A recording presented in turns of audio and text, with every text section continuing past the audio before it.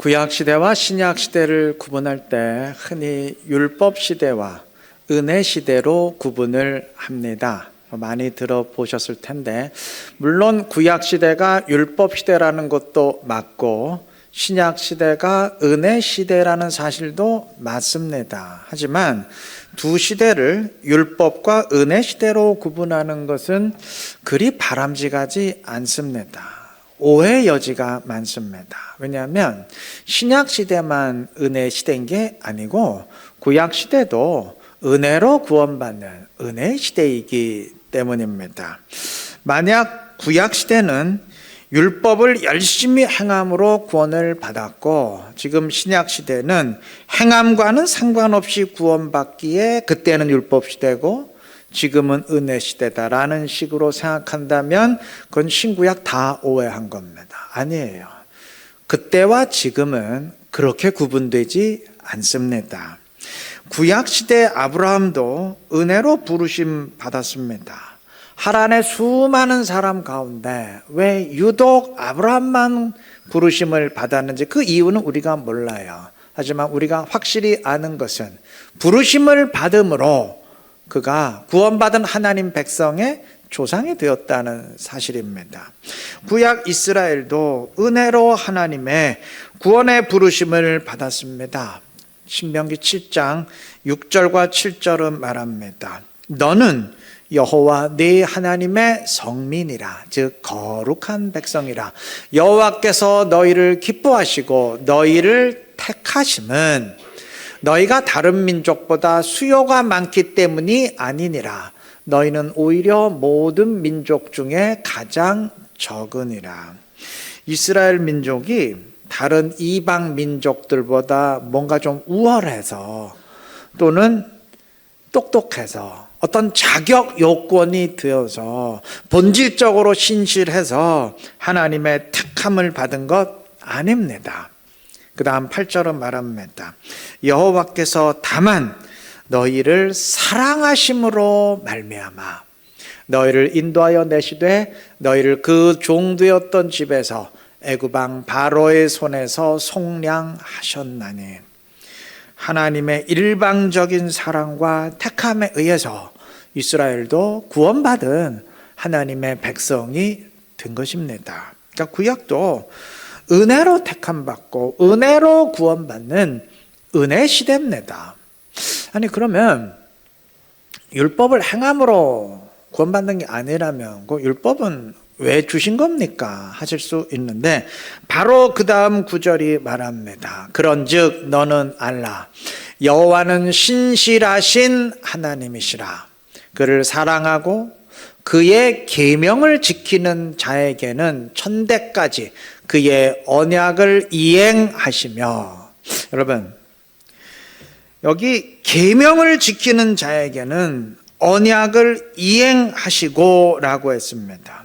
율법의 말씀들을, 율법의 계명들을 순종하는 자들에게는 나는 너희 하나님이 되고 너희는 내 백성이 되리라, 그 언약을 끝까지 이행하십니다. 다시 말하면 야, 나는 너 모르겠다, 너는 내 백성 아니다, 버리지 않으신다는 말이에요. 그래서 그들이 구원받은 하나님의 백성에서 끊어지지 않는다는 말입니다. 구원에서 끊어지지 않는다는 말입니다. 즉 율법 말씀은 그것을 지킴으로써 구원받은 하나님의 백성이 되기 위함이 아니고, 즉 구원받기 위함이 아니고 이미 받은 구원의 은혜에 머무르기 위함입니다. 하나님의 백성으로서, 구원받은 하나님의 백성으로서 하나님과의 관계를 유지하기 위함입니다. 조금 이따 말하겠지만 신약에 우리가 말씀을 순종하는 이유도 정확히 같습니다. 그러니까 그때와 지금 다르지 않아요. 그래도 사람들은 두 시대를 오해해서 구약 시대는 상당히 짐이 무거운 시대로, 그리고 신약 시대는 그 짐에서 벗어나 아주 가벼운 시대로 대조하려고 합니다. 여러분, 물론 제사 하나만 봐도 구약 때는 짐승의 제사를 드리는 시기였으니까 오늘날보다 훨씬 좀 부담되고 무거운 건 사실이죠. 그런데 그거는 지금 시각으로 볼 때 그렇다는 말이고, 그 당시엔 모든 나라들이 다 그 정도 제사는 드렸어요. 다른 말씀도 다 마찬가지예요. 이 비유가 적절할지 모르겠는데, 오늘날 만약에 가정 주부님들이 시장에 가서 장을 보려면 무조건 1시간 반은 걸어서 가야 된다. 그럼 왕복 3시간. 이거 상당히 짐이 되겠죠. 근데 조선시대면요, 그 정도는 오히려 감사할 일이고 하등 무거운 일이 아니에요. 야, 정말 세상 편해졌다, 이럴 일이라니까요. 율법 말씀도 마찬가지예요. 그 당시에는 그게 무거운 일이 아니에요.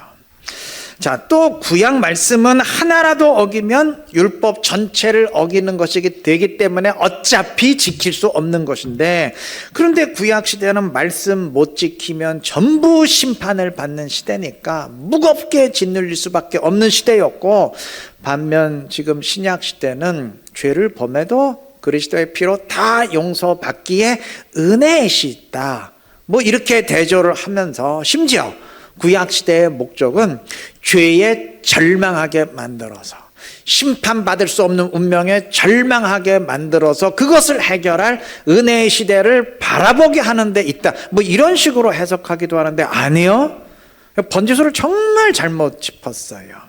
여러분, 죄에 절망하게 만드는 게 목적이라면, 말씀을 못 지키기에 심판하는 게 목적이라면, 그럼 속죄 제사는 왜 주신 건가요?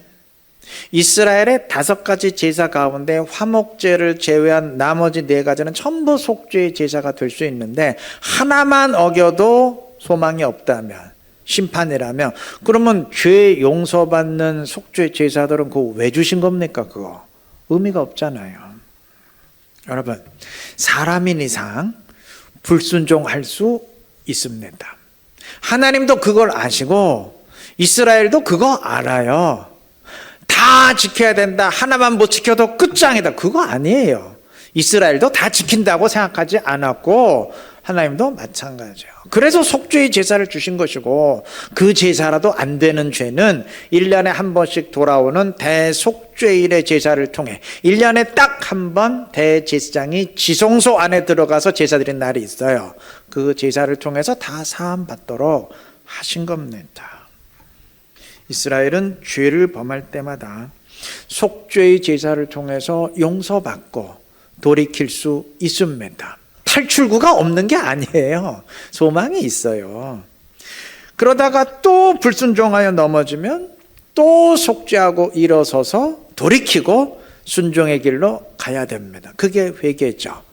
예, 그러한 과정을 통해서 이스라엘은 끝까지 하나님의 백성으로 설 수 있는 겁니다. 자, 이상과 같은 구원의 원리는 신약 시대에도 마찬가지입니다. 우리 모두 자격이 돼서 구원받은 것 아니죠. 그 어떤 행함이나 자격 요건에 의해 구원받은 것 아니죠. 하나님이 무조건적인 은혜로 우리를 부르셨고, 그로 인해 우리는 죄의 종에서 구출되어서 하나님께 속한 자들이 되었습니다. 그게 우리 구원입니다. 그런데 이야기는 그걸로 끝나지 않아요. 우리는 구약 시대만 아주 무겁다고 오해하는 게 아니고, 신약 시대도 오해해서 신약 시대를 아주 상당히 가벼운 시대로 아는데, 이게 둘 다 오해한 거예요. 아니에요. 신약 시대라 그래서 무조건적인 은혜로 구원받고 그걸로 다 끝나는 게 아닙니다. 만약 그것으로 끝난다면 뭐 순종은 의미 없어요. 의미 없습니다.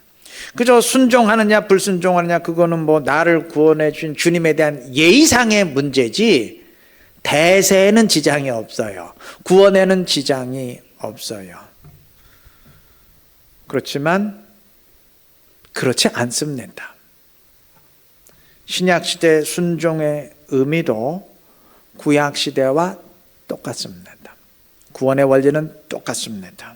사단은 구원받은 우리를 다시 죄의 종으로 끌고 들어가려고 공격을 하는데, 이 공격에 무너지면 안 돼요.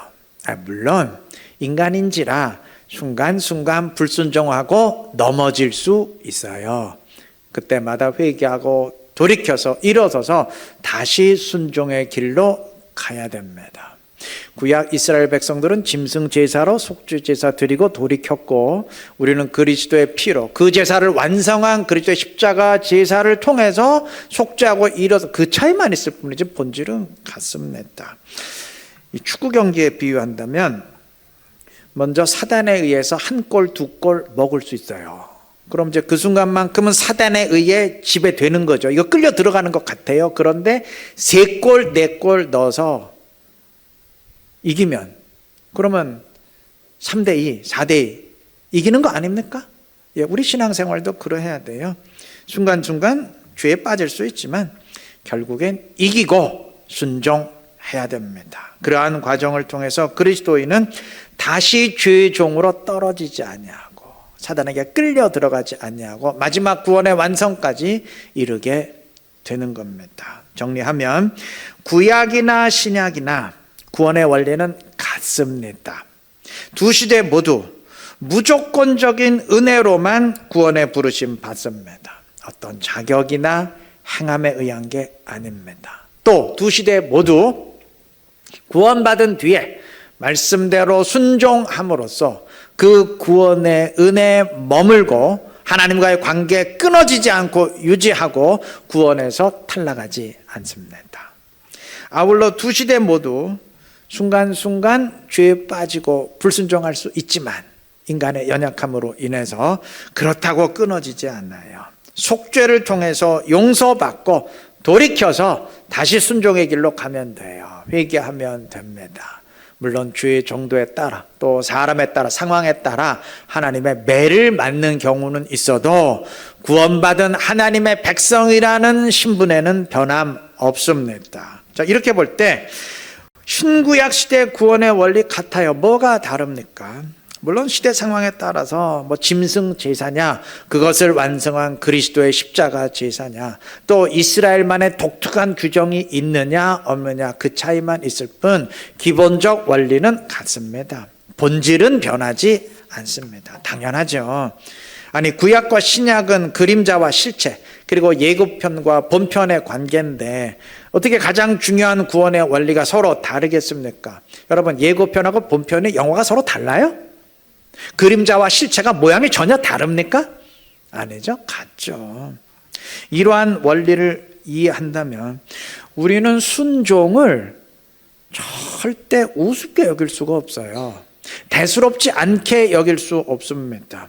우리가 물론 순종으로, 즉 행함으로 구원받는 건 아니지만 순종이 없으면 버틸 수 없습니다. 하나님의 백성 안에 계속 머물 수가 없어요. 죄의 종으로 다시 끌려 들어가게 됩니다. 이 축구에 비유한다면 1대0, 2대0으로 치다가 3골, 4골 넣어서 3대2, 4대0로 이기는 게 아니고 계속 골 먹다가 5대0, 10대0으로 끝난다는 말입니다. 그냥 그걸로 끝난다는 말입니다. 여러분, 성경이 말하는 구원의 확신이란 아예 구원에서 탈락하고 끊어지는 일이 일어날 수 없기에 확실하다, 그 의미가 아니고, 바울 서신이 여러 군데서 증언하듯이 구원에서 끊어지는 일이 얼마든지 일어날 수는 있지만 결코 그렇게 되지 않도록 하나님이 역사하시기에 확실하다는 의미예요. 그런데 그 하나님의 역사하심이 곧 우리의 순종, 영적 싸움의 승리입니다. 로마서 8장 37절은 말합니다. 제가 로마서 8장이 말하는 그 구원의 원리를 한 두세 번 설교에서 인용하고 설명했기 때문에 오늘은 설명 안 하고 그냥 단도직입적으로만 말하면, 그러나 이 모든 일에, 다시 말하면 구원받은 우리를 어떻게 하든지 구원해서 다시 탈락시키려는 사단의 갖가지 공격에 우리를 사랑하시는 이로 말미암아, 하나님으로 말미암아 우리가 넉넉히 이기느니라. 그래서 절대 사단이 못 끊어내요. 그래서 그 다음 38절, 내가 확신하노니 하면서 우리 구원 마지막까지 확실하다, 이제 구원의 확신을 선포하는 겁니다. 핵심은 하나님으로 인한 승리입니다. 명심할 것은 그렇게 이기게 해주시는 하나님의 방편이 그가 성령으로 내 안에 오심, 즉 성령의 충만함입니다. 오늘 노래 불렀죠. 난 예수로 충만하네. 성령 충만, 예수로 바꾼 거예요. 하나님으로, 주님으로 충만, 성령 충만입니다. 똑같은 말입니다. 지난주에 성경 구절 보았듯이 성령에 의해서 순종할 수 있게 되는 것은 그건 하나님이 이미 구약 때부터 약속하셨던 사실입니다. 두 시대가 모두 은혜의 시대이지만 그래도 신약 시대가 구약에 비해서 더 큰 은혜의 시대가 되는 이유가 여기에 있어요. 두 시대 모두 구원의 원리는 본질적으로 같지만 신약 시대는 성령께서 나의 순종을 아주 확실하게 이끄신다는 특징이 있습니다. 그러니까 신약 시대는 구약 시대에 비해서 구원에 머무르는 게 훨씬 쉬워진, 아니 완벽해진, 보장이 된 그러한 시대죠. 단 전제 조건이 있어요. 성령을 내 안에 모시면, 그게 전제 조건입니다. 이러한 구원의 원리를 이해한다면 여러분, 순종과 불순종의 문제는 이건 대충 넘어갈 수 있는 문제가 아니에요. 이건 선택사항이 아닙니다. 구약이건 신약이건 이건 하나님 백성의 운명을 결정짓는 문제입니다. 내가 구원의 은혜에 머물러서 완성까지 가느냐 아니면 끊어지느냐, 운명을 결정하는 문제입니다. 어떻게 한착해 여길 수 있겠어요? 때문에 성경이 말하는 구원의 원리를 깨달은 사람은 당연히 순종을 가장 중요한 문제로 인식하고 순종할 수 있도록 해주시는 성령을 내 안에 모실 수밖에 없습니다. 바꿔 말하면 성령 충만함에 대해서 별 관심이 없다는 것은 순종과 불순종의 문제가 뭘 의미하는지 모른다는 얘기예요. 구원의 원리에 대해서 아주 심각하게 오해하고 있다는 말입니다. 순종의 의미가 무엇인지 바로 아시고 늘 성령과 함께 하시기를 바랍니다.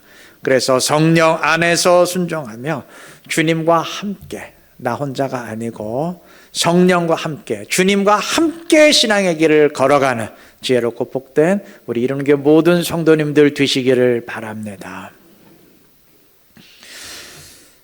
방금 말씀드렸듯이 하나님은 신약의 성도들 안에 성령을 주심으로 순종할 수 있도록 해 주시겠다고 약속하셨어요. 지난주에 본 구절 가운데 하나만 다시 인용을 한다면 오늘 읽은 본문이죠. 에스겔 36장 26, 27절. 또 새 영을 너희 속에 두고, 하나님의 영이 내 속에 들어와요. 성령의 충만함이죠. 새 마음을 너희에게 주되 너희 육신에서 굳은 마음을 제거하고 부드러운 마음을 줄 것이며 또 내 영을 너희 속에 두어, 성령의 충만함이죠. 너희로 내 율례를 행하게 하리니 너희가 내 규례를 지켜 행할지라. 이 구절 반복해서 내 영을 너희 속에 두어, 우리 안에 성령이 오심을 강조했습니다. 하나님은 성령을 내 속에 주심으로 하나님의 율례와 규례대로 행하는 사람, 즉 순종하는 사람이 되도록 이끄십니다. 바로 이것이 구약 이스라엘의 문제를 넘어서는 우리 신약 성도들의 특징이자 특권입니다.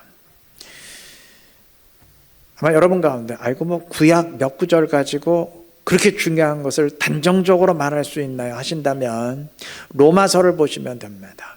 로마서 7장과 8절은 순종이 힘들었던 구약시대의 문제를 지적하면서 그 문제를 성령께서 해결하심을 선포합니다.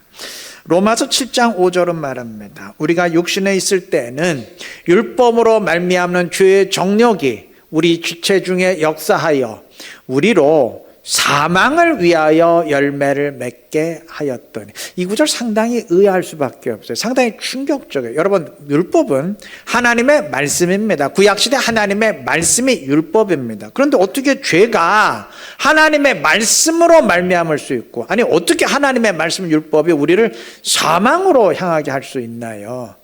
하나님의 말씀의 목적이 우리를 죄짓게 만드는 거예요? 말 자체가 안 되잖아요.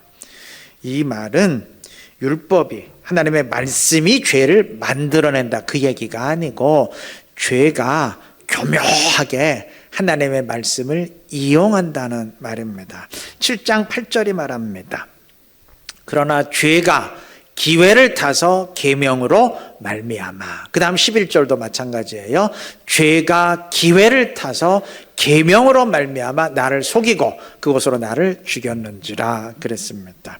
이게 뭔 말인지 좀 쉽게 풀어서 설명한다면, 자, 하나님의 선악과 말씀을 한번 예로 들어 보십시다.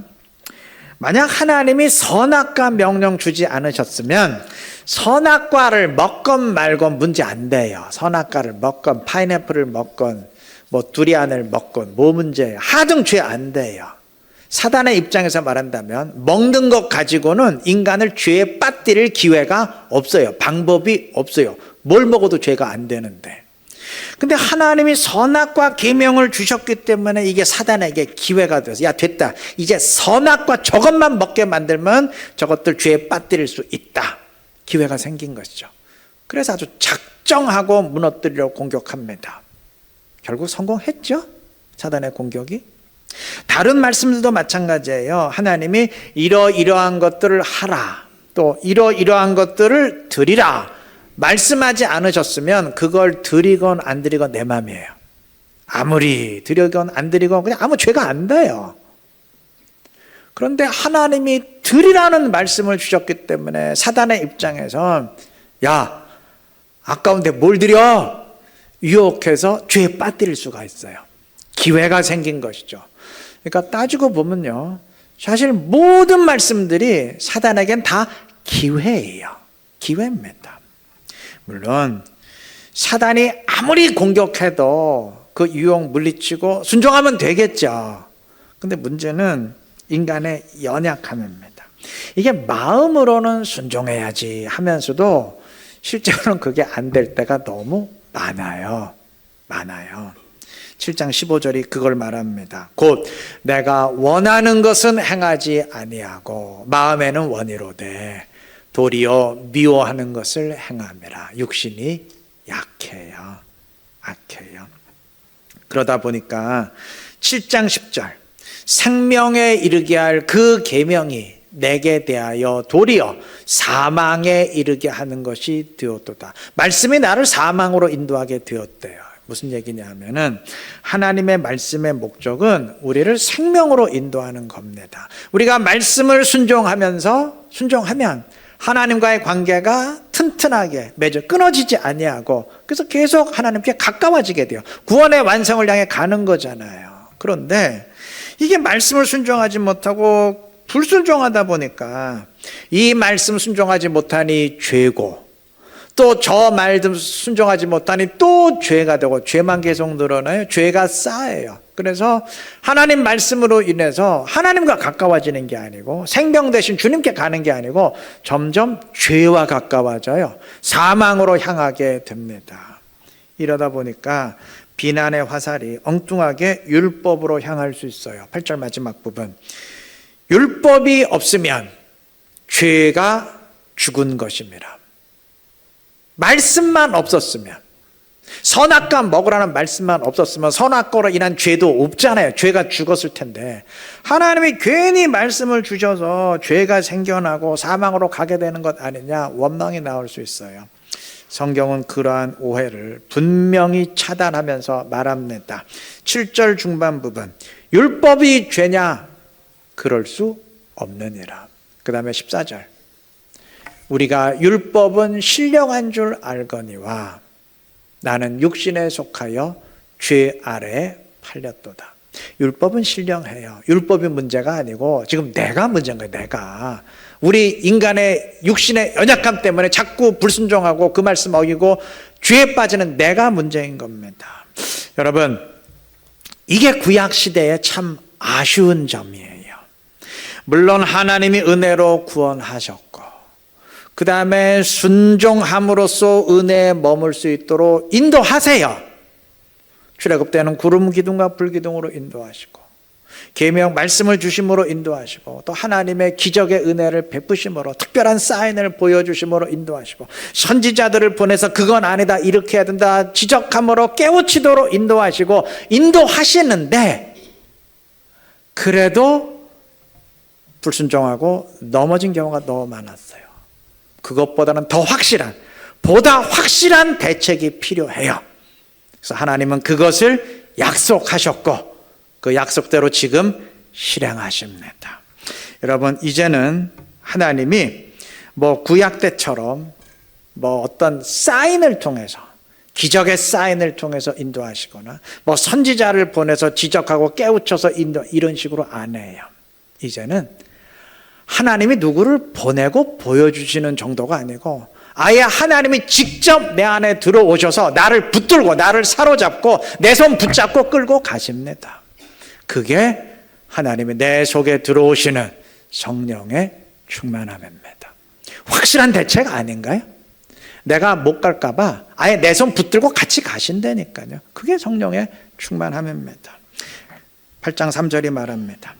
율법이 육신으로 말미암아 연약하여 할 수 없는 그것을, 인간의 육신이 나약해서 율법대로 순종할 수 없는 것을 하나님은 하시나니, 하나님이 해주세요. 그 다음 4절, 육신을 따르지 않고 그 영을 따라 행하는 우리에게 율법의 요구가 이루어지게 하려 하심이니라. 성령으로 내 안에 오시고 성령을 따라 행하게 하심으로써 율법의 요구가 이루어지게 하세요. 말씀대로 순종할 수 있도록 하십니다. 그래서 우리가 순종하는 것인데도 성경은 하나님이 하신다라고 선포를 한 것입니다. 하나님의 백성 모두에게 이렇게 하십니다. 8장 9절, 만일 너희 속에 하나님의 영이 거하시면 너희가 육신에 있지 아니하고 영에 있나니 누구든지 그리스도의 영이 없으면 그리스도의 사람이 아니라. 여기 누구든지라고 했습니다. 누구든지 그리스도인은 그 안에 하나님의 성령이 거하심으로 그 성령께서 순종할 수 있도록 이끄시고 역사하십니다. 이것이 오늘 이 시대를 사는 우리의 어마어마한 복입니다. 구약이나 신약이나 은혜 시대라는 건 다 같은데 지금은 성령의 시대입니다. 두 시대 모두 오직 은혜로만 구원받고 순종으로 그 구원의 은혜에 머문다는 것은 똑같은데, 지금은 하나님이 그 순종까지도 확실하게 이끄시는 시대입니다. 그래서 구원에서 끊어지지 않도록 확실하게 이끄시는 시대입니다. 아예 내 안에 하나님 자신이 직접 들어오셔서 나를 붙들고, 그래서 내가 하나님과 함께 순종할 수 있도록 이끄시는 시대입니다. 복 아니겠습니까? 정말 상상할 수 없는 어마어마한 복입니다. 이 시대가 어떤 시대인지 인식하시고 이 시대의 복을 누리시기를 바랍니다. 성령으로 충만해서 그와 함께 신앙생활하며 함께 순종의 길 가시기를 바랍니다. 신앙생활 혼자 하는 것 아니고 주님과 성령과 그래서 함께 하는 것입니다. 함께 하시기를 바랍니다. 그래서 늘 구원의 은혜 안에 머물며 구원의 완성을 향해 부단히 나아감으로써 주님의 기쁨이 되는 지혜롭고 복된 우리 모두가 되시기를 그리스도의 이름으로 축원합니다.